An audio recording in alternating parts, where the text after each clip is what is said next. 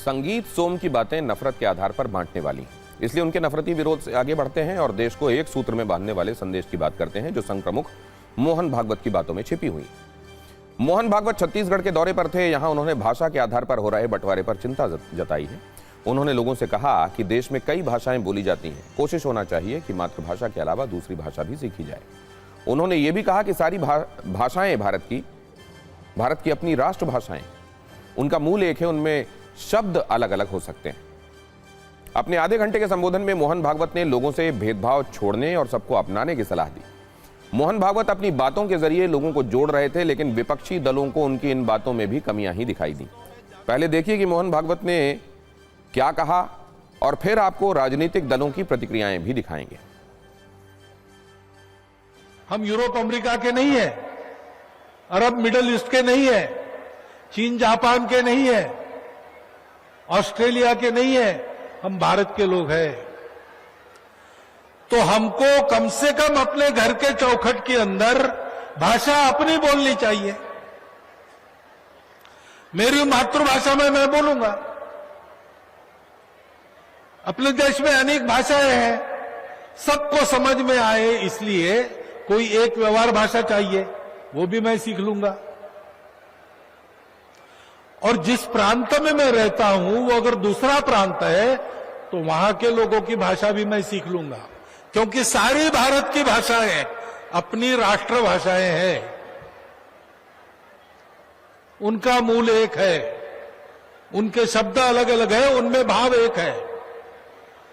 स्वभाषा का आग्रह रखना, अपना वेश पहनना, विदेशी वेश पहनना पड़ता है मजबूरन, ठीक है, घर के अंदर कम से कम कोई पर्व त्योहार घर में है और नई पीढ़ी के लोग धोती बांध नहीं सकते, ये ठीक है क्या? स्वयं सेवक संघ स्थापना के शताब्दी वर्ष पर छत्तीसगढ़ की राजधानी रायपुर से करीब 20 किलोमीटर दूर विशाल हिंदू सम्मेलन आयोजित किया गया था, जिसे संबोधित करते हुए मोहन भागवत ने बातें कही। हालांकि विपक्षी दल के उनके द्वारा कही गई ये बातें विपक्षी दल को बहुत पसंद नहीं आई। इन बातों को सुनने के बाद वो मोहन भागवत को ही सीख देते नजर आए।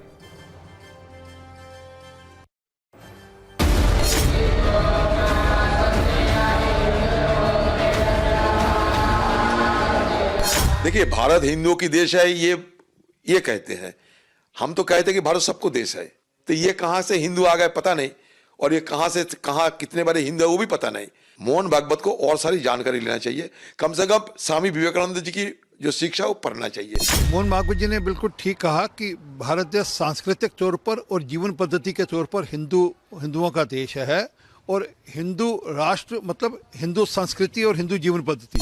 अगर मोहन भागवत जी ये चाहते हैं तो वो बीजेपी के लोगों से क्यों नहीं कहते कि वो जबरदस्ती साउथ के लोगों पे क्यों थोपना चाहते हैं हिंदी? मोहन भागवत जी के बयान से कोई फर्क नहीं पड़ेगा।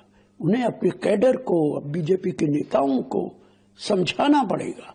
भाषा के प्रति मातृत्व की भावना जो है वो राष्ट्र की भावना है, देश की भावना है, और मातृभाषा के प्रति मातृत्व की भावना जो है वो उसको जो है सम्मान भी होना चाहिए, उसको जो है वो बढ़ावा भी दिया जाना चाहिए। लैंग्वेज लोगों को डिवाइड नहीं करती है, जोड़ती है और एक प्रायोरिटी है कम्युनिकेशन को लेके।